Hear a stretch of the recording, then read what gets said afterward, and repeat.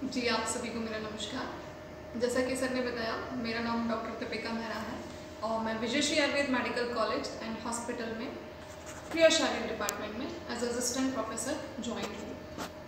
हमारे कॉलेज में हर वेडनेसडे और सैटरडे को जो है कोरोना से रिलेटेड डिस्कशन होता है और आज का जो हमारा डिस्कशन टॉपिक है वह योग और कोविड-19 है।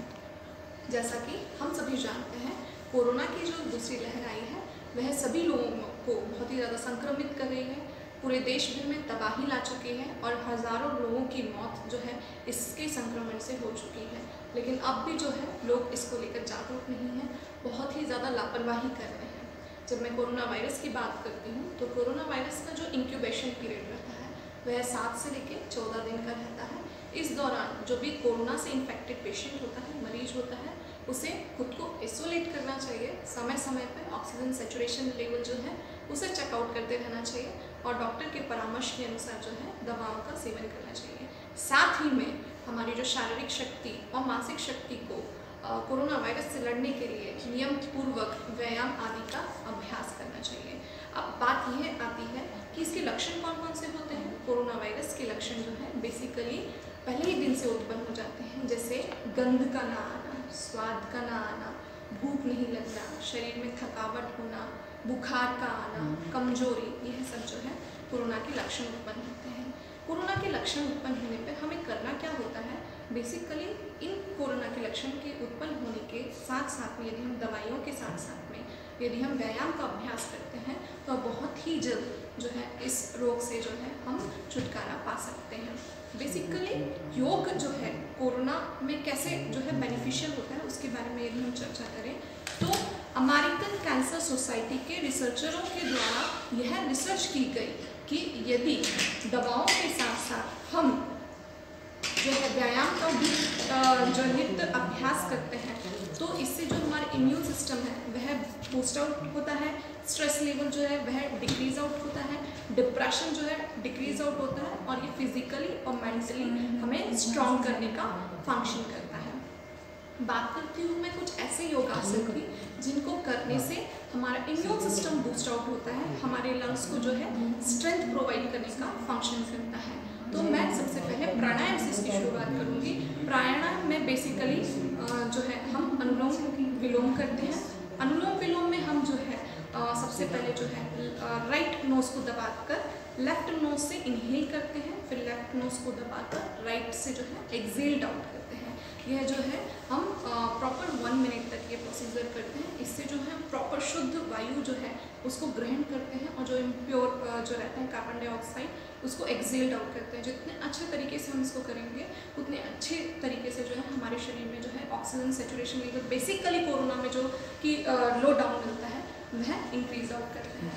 नेक्स्ट यदि मैं प्राणायाम की बात करती हूँ तो नेक्स्ट प्राणायाम आता है भस्त्रिका। भस्त्रिका में बेसिकली हम इनहेल करते हैं, एक्सेल करते हैं, इनहेल करते हैं, एक्सेल करते हैं। यह भी हम 1 मिनट तक करते हैं। यदि हम ऐसा करते हैं तो हमारे लंग्स को जो है प्रॉपर ऑक्सीजन जो है प्रोवाइड होती है, लंग्स कैपेसिटी इंक्रीज होती है, लंग्स को स्ट्रेंथ करने का यह प्राणायाम फंक्शन करता है। नेक्स्ट यदि मैं व्यायाम की बात करती हूँ तो ये आता है kapalbhati.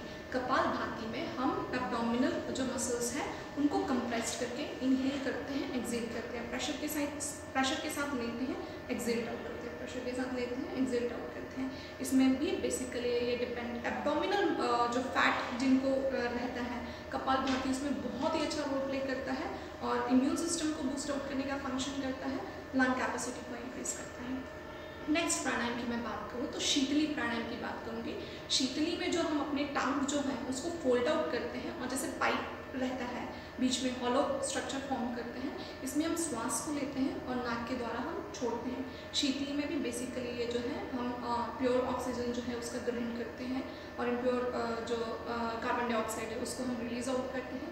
Basically oxygen saturation level में भी इसका बहुत अच्छा रोल प्ले होता है। नेक्स्ट प्राणायाम की मैं बात करूँगी तो शीतकारी प्राणायाम की बात करूँगी।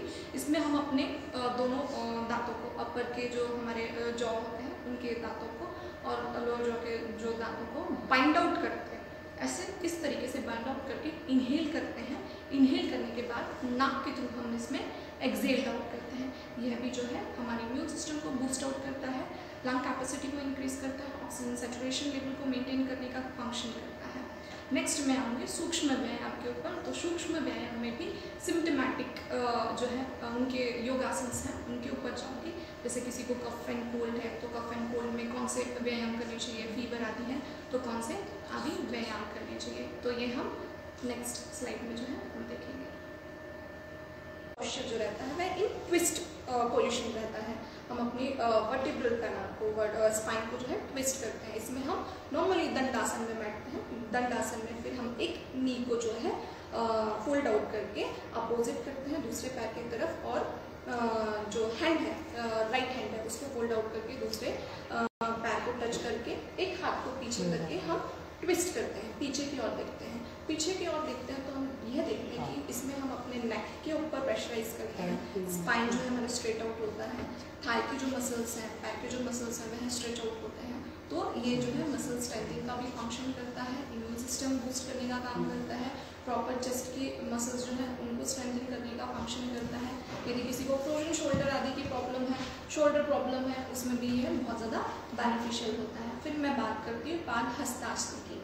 पाद हस्तासन में नॉर्मली जो है पोजीशन में खड़े होकर हमें इनहेल करते हुए दोनों हाथों को ऊपर करना चाहिए और एक्सेल करते हुए सामने की तरफ फॉरवर्ड बेंडिंग करनी चाहिए और हमारे दोनों पैरों को टच करना चाहिए।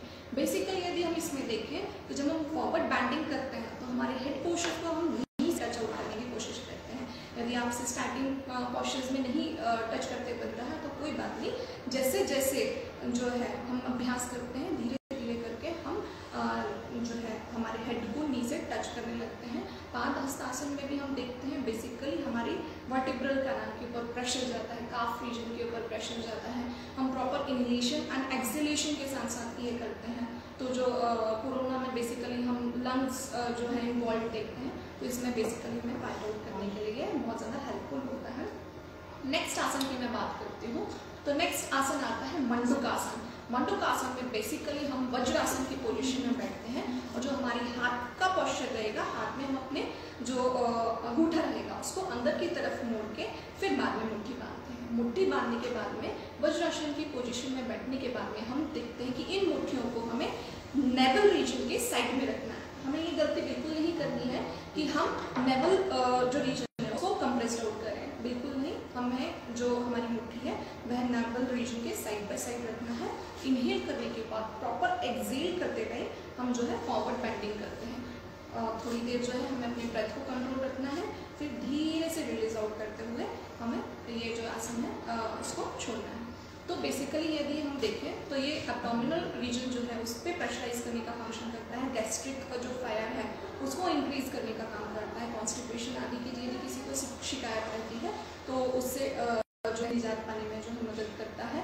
और साथ ही में एब्डोमिनल फैट यदि रहता है तो उसमें भी ओबेसिटी आदि डिसऑर्डर्स में हम इसका नियमपूर्वक जो है अभ्यास कर सकते हैं। नेक्स्ट आसन की मैं बात करती हूँ तो शशांक आसन की बात करती हूँ। इसमें भी हम वज्रासन पोजीशन में बैठते हैं, इनहेल करते हुए और एक्सहेल करते हुए हम जो है अपने दोनों हाथों को सामने की ओर फॉरवर्ड जो है स्ट्रेच आउट करके, जैसे हम देवी देवताओं के आगे जैसे पैर पड़ते हैं तो उस पोजीशन में हम फॉरवर्ड बेंडिंग करते हैं।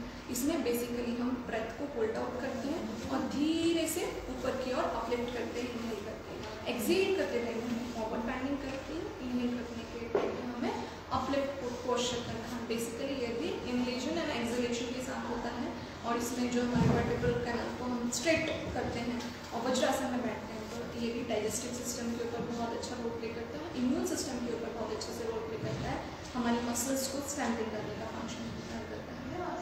नेक्स्ट आसन की यदि मैं बात करूँ तो उष्ट्रासन की मैं बात करूँगी। इसे कैमल पोज भी बोलते हैं।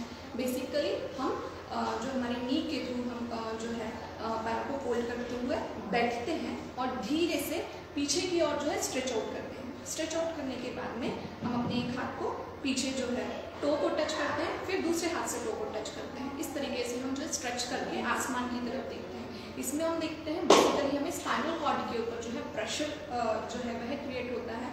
हमारे जो शोल्डर रीजन है उसके ऊपर प्रेशर क्रिएट होता है, हमारे काफ जो रीजन होते हैं उसके ऊपर जो है प्रेशर क्रिएट होता है। तो हम देखते हैं कि जिनको शोल्डर प्रॉब्लम है, सर्वाइकल प्रॉब्लम है या चेस्ट प्रॉब्लम है ना, अस्थमा डिसीजेज और ऑल में भी ये बहुत ही अच्छा रोल प्ले करता है। एब्डोमेन के ऊपर प्रेशर करता है, डाइजेस्टिव सिस्टम के ऊपर बहुत अच्छा रोल प्ले करता है, इम्यून सिस्टम को बूस्ट आउट करने का फंक्शन करता है।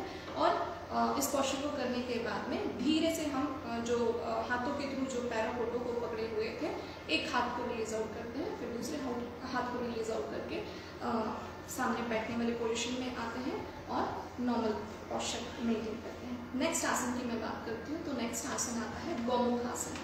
गौमुख आसन इसलिए बोलते हैं इसको क्योंकि काउ पोजीशन में ये हम इसको पोज आउट करते हैं।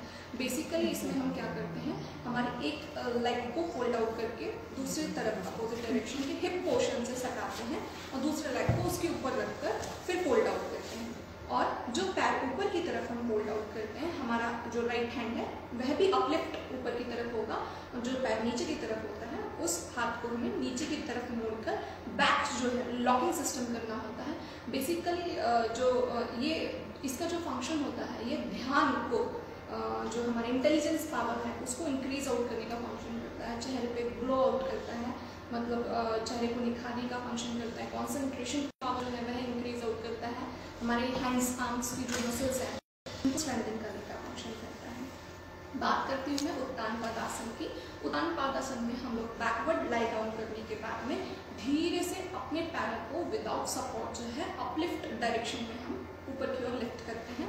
बेसिकली इसमें जब हम लिफ्ट करते हैं तो हमारे एब्डोमेन के ऊपर प्रेशर पड़ता है, हमारे लेग्स के ऊपर प्रेशर पड़ता है, लेग्स की मसल्स को स्ट्रेंथन करने का काम करता है, एब्डोमेन मसल को स्ट्रेंथन करने का काम करता है, और जो हमारे जो इम्यूनिटी लेवल है उसको भी इंक्रीज करने का फंक्शन करता है। बात करती हूँ मैं नेक्स्ट आसन की, उसका नाम है पवन मुक्त आसन। इसका नाम इसलिए पवन मुक्त आसन रखा क्योंकि ये जो वायु विकार है उनमें बहुत ही ज़्यादा बेनिफिशियल रोल जो है वह प्ले करता है। इसमें डाइजेस्टिव सिस्टम भी यदि इम्प्रॉपर यदि वर्क करता है तो ये इसमें भी बहुत ज़्यादा बेनिफिशियल होता है। इसमें हम दोनों हमारे नी पोर्शन को मोड़ कर जो है हम अपने चिन को जो है नी से जो है टच आउट करने की कोशिश करते हैं, फॉरवर्ड बेंडिंग करते हैं, और बेंडिंग के बाद में हम फिर रिलैक्स पोजीशन में जाते हैं। इसमें पवन मुक्त आसन में मैंने जैसे कि बताया बेसिकली स्पाइनल कॉर्ड आदि के जो प्रॉब्लम्स होती हैं उसमें भी ये बहुत ही अच्छा रोल प्ले करता है। नेक्स्ट आसन की हम बात करते हैं तो नेक्स्ट आसन आता है भुजंग आसन। भुजंग आसन को बेसिकली कोबरा पोज भी बोलते हैं। कोबरा पोज में हम जो है उल्टे लेटकर हमारे दोनों हाथों को चेस्ट पोर्शन के बगल में रखते हैं और हमारे ऊपर का जो पोर्शन रहता है उसे हम ऊपर की ओर जो है आसमान की ओर जो है हमारा फेस करते हुए हम देखते हैं और ऊपर की ओर जो है चेस्ट को अपलिफ्ट करते हैं। बेसिकली इसमें भी जो है हम हमारे जो फेशियल ग्लो है इसको इंक्रीज करने का ये पोज का फंक्शन होता है, और एब्डोमेन के ऊपर प्रेशर जाता है, स्पाइनल कॉर्ड के ऊपर प्रेशर जाता है, स्पाइनल कॉर्ड को स्ट्रेंथन करने का फंक्शन करता है, एब्डोमिनल मसल को स्ट्रेंथन करता है। बेसिकली ओबेसिटी में भी ये बहुत अच्छा गेम प्ले करता है। नेक्स्ट आसन के ऊपर मैं जाती हूँ तो नेक्स्ट आसन का नाम है नौक आसन। नौक आसन इसलिए इसको बोलते हैं क्योंकि एक गोट पोस्चर में होता है। बेसिकली इसमें जो हमारे पैर हैं हम उसको ऊपर की ओर अपलिफ्ट करते हैं और हाथों को भी अपलिफ्ट करते हैं। इसमें हम देखें तो हमारा पूरा बॉडी का जो वेट होता है यह बटक रीजन पे जाता है। तो ये बैलेंसिंग के फॉर्म में हम प्रॉपर इनहेल और एक्सहेल के साथ साथ करते हैं। इसमें हम हमारी स्पाइन का भी पोस्चर देखें तो उस पर भी प्रेशर पड़ता है, और जो हम काफ रीजन हमारे लेग्स को देखते हैं उस पर भी प्रेशर पड़ता है, तो मसल को स्ट्रेंथन करने का फंक्शन करता है, इम्यून सिस्टम बूस्ट आउट करने का फंक्शन करता है। सेतुबंध आसन हम देख चुके हैं। बेसिकली सेतुबंध आसन में भी हम अपने पैरों को नी से मोड़कर जो है हाथ की तरफ लाते हैं और अब चेस्ट पोर्शन को अपलिफ्ट करते हुए दोनों हाथों से जो है हमारे पैरों को टच करते हैं और फिर धीरे से चेस्ट को नीचे करके हमारे पैरों को रिलीज करते हैं। इसमें हम देखते हैं कि हमारे एब्डोमेन के ऊपर प्रेशर पड़ता है, स्पाइनल कॉर्ड के ऊपर प्रेशर पड़ता है, नेक मसल्स के ऊपर प्रेशर पड़ता है, काफ रीजन के ऊपर प्रेशर पड़ता है, थाई रीजन के ऊपर प्रेशर पड़ता है। तो ये ब्रिज पोर्शन जो रहता है हमारे बेसिकली सभी सिस्टम्स के ऊपर जो है बहुत ही अच्छा इफेक्ट देता है, सभी सिस्टम्स को प्रॉपरली फंक्शन आउट करने के लिए हेल्पफुल होता है। लास्ट आसन की यदि मैं बात करूँ तो हम ध्यान की बात करते हैं। ध्यान के लिए जो है प्रॉपर कॉन्सेंट्रेशन करने के लिए जो है हमें एकांत वातावरण में बैठना चाहिए। किसी भी वस्तु के ऊपर किसी भी मंत्र का उच्चारण के थ्रू हम जो है ध्यान लगा सकते हैं और प्रॉपर कॉन्सेंट्रेशन के साथ साथ एकांत वातावरण में बैठ के हमें कोई भी मुद्राओं का जो है मुद्राएं बनाकर जो है ध्यान कर सकते हैं, ईश्वर की प्रार्थना कर सकते हैं, या फिर ऐसी चीज़ के ऊपर कॉन्सेंट्रेट कर सकते हैं जिससे हमारी जो है एकाग्रचित्ता जो है वह बनी रहे। और बेसिकली ये जो इसका फंक्शन होता है, इंटेलिजेंस पावर को जो है वह इंक्रीज करने का काम करता है। जो मेंटल डिसऑर्डर्स हैं उनसे भी हमें निजात पाने में हेल्पफुल होता है, और जैसे भी फिजिकल एंड मेंटल दोनों तरीके से हमें स्वस्थ रखने में ये जो है वह मदद करता है। इसी के साथ साथ ये जो कोरोना में जो आसन्स हैं वो हमें कौन कौन से एक बेसिक लेवल के मैंने बताया है, तो इन्हें नियमपूर्वक यदि कोरोना पेशेंट यदि कर पाता है ना, यदि if he is comfortable in doing all these yogas तो वह करे, और यदि नहीं कंफर्टेबल है, नहीं कर सकते हैं, तो जो माइल्ड योगासन हमने कहे हैं या फिर जो हम प्राणायाम हमने जो कहे गए हैं वह कर भी जो है इम्यून सिस्टम को बूस्ट आउट कर सकता है, हमारे लंग्स को जो है स्ट्रेंथन कर सकता है, और फिजिकली और मेंटली रूप से अपने आप को स्वस्थ रख सकता है। Thank you very much, Deepika ma'am. Definitely the lecture shows how in-depth information she has about the various asanas in COVID-19. मैं आशा करता हूँ कि हमारे जो व्यूअर्स हैं उनको भी आपके इस ज्ञान का लाभ अवश्य मिलेगा, और भी अगर किसी को किसी प्रकार की जिज्ञासा है, किसी प्रकार की समस्या है, किसी प्रकार का चिकित्सीय परामर्श अगर वे चाहते हैं तो हमारी विजयश्री आयुर्वेद कॉलेज के वेबसाइट पर लॉगिन कर हमसे संपर्क कर सकते हैं। दूरभाष के द्वारा भी आप हमसे संपर्क कर सकते हैं।